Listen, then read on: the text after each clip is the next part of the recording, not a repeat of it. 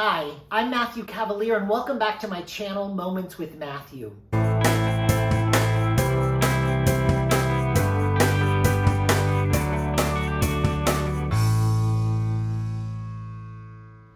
You know, I used to sit and daydream a lot. And don't get me wrong, I still do.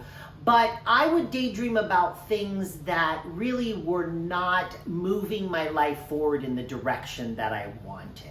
So let's talk about that a little today. Before we get started, please do click that like button. It really does help my channel. And click subscribe and that bell so that you are notified every time a new video comes out. My daydreams used to be about solving problems or finding creative ways to not stress myself out, but they weren't positive outlets. So for instance, if a bill came and I was a little nervous about how much money I had in my account, I would daydream about, oh, what would it be like to have so much more money or things like that, instead of how do I solve this problem to make sure that it doesn't continue to happen. So I would have all these daydreams if I came home and had a bad day at work. Oh, what if I had a new job? What if I had this? What if I had that? What if my house was bigger? What if I had more stuff? What if I could afford to buy all the things I think I wanted?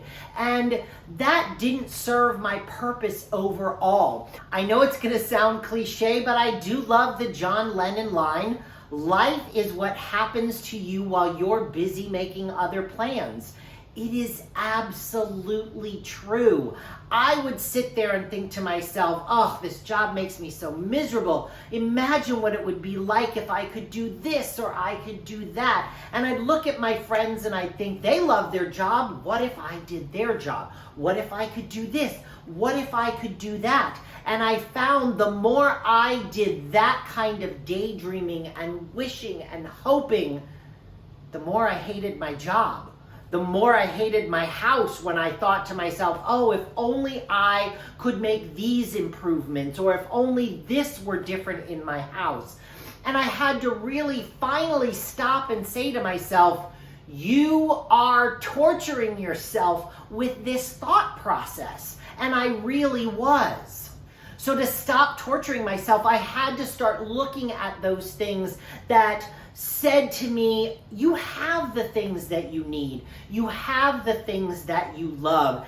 And part of it started, as I've mentioned many times before, with gratitude. Start being grateful for little things. So I started to look about my house and the things that I was grateful for. One of the big things I love about my house is this sunroom that I do all my filming in.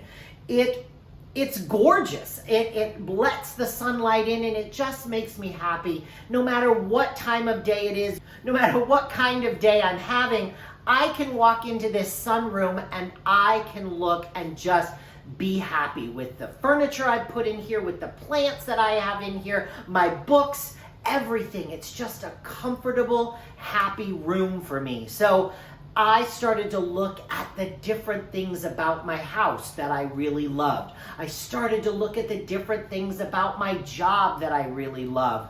And slowly I started to realize, stop daydreaming about how you want to change everything and start daydreaming about how you can focus on the great things that are already in your life and how you can make those things better.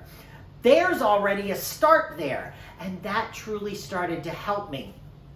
I was able to find a teaching position in a virtual setting that really helped me connect with students and connect with my fellow teachers. And then I started to be the lead teacher, and I started to train everyone who came in new to our school. And I found a new passion for my job that I absolutely loved. As things moved about in my house, I started to redecorate, and roommates would come or roommates would go, and I would find ways to find different positive outlets about how much I loved my house. And it was great. Every time I would get a new roommate, I'd have the chance to show off my house and show off the things that I love so much about it. And that allowed me to lock in that feeling of, wow, I really do love my house. And then I started to pay off debt. And so I stopped worrying as much about the financial aspects of my life that were worrying me. Was this easy? No. Was this done like that? No, it definitely was not. Every little step was small, and sometimes it was painful. And sometimes I would sit and pout and be upset with myself and like, yeah, but I want to go do this, or I want to eat out, or I want to buy this thing. And I kept telling myself, no, that's not what you need to do to get your debt paid off. And so I slowly started to make those changes until finally all the credit cards were paid off. The car was paid off. I had everything in my house the way I liked it. I decluttered. I started to make choices that were made because it's what would make me happy inside my home. My job started to grow and expand, and I truly love what I do. So that is what I really wanted to focus on. Those more positive aspects that I could then start to make tweaks and changes to fixing to do what I love and really start to embrace the life that I had. Once I stopped looking outward and saying, oh, my life would be so much better if I had this. My life would be so much better if I lived in this house. My life would be so much better if I had this job. My life would be better if I just had more money. And I realized those things aren't true. As I've diminished more of my possessions, as I have spent less on things that I just don't need, I'm finding more release and happiness. I'm not saying that that's the path for you. I chose minimalism and I am loving it. Am I an absolute minimalist? No. There are things that I still love to buy. My bookshelves are still full. All of my rooms in my house are filled with furniture that I love, artwork on the wall that I enjoy.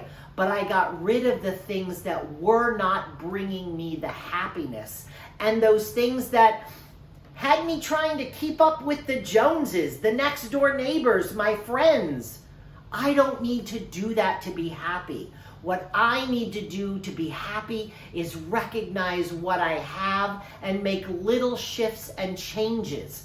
That's what your focus should be. Start with the great things that are in your life, and then you can worry about switching the things that aren't serving your purpose anymore. And then you can get rid of those things and either bring something new on or find a way to be happy and loving and successful without that added baggage that you've already jettisoned. Sometimes that added baggage is a person, sometimes it's physical objects.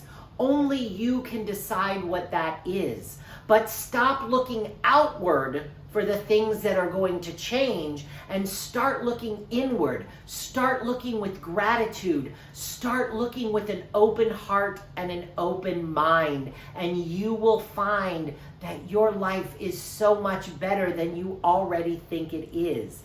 Give yourself the chance to love and understand and appreciate and be grateful for what you have.